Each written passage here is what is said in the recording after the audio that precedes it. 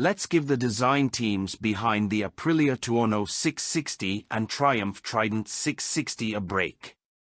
To create worthy entry-level naked middleweights that represent the heritage and know-how of premium brands is no easy feat. Such bikes must find a balance between approachability for beginners and sporty performance for experienced riders, embody the emotional personality of their brand's flagship models, and be both well-polished and cost-effective.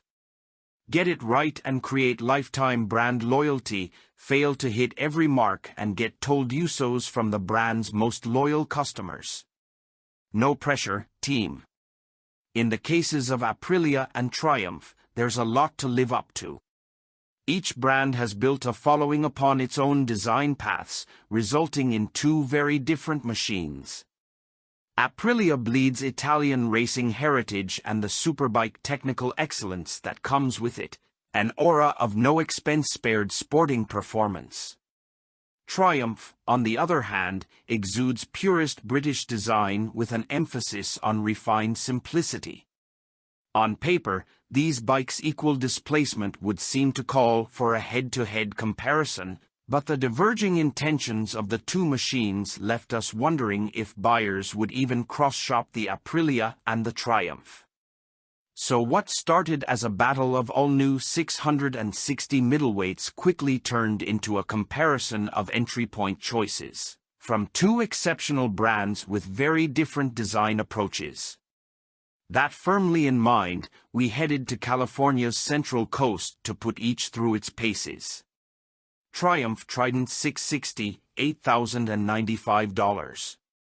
The Trident 660 is Triumph's attempt at an affordable and approachable segue into the sporting side of the British brand, using the ultra-refined performance of the inline triple made legendary by the Street Triple and Speed Triple platforms, all for a very reasonable as-tested price of $8,095.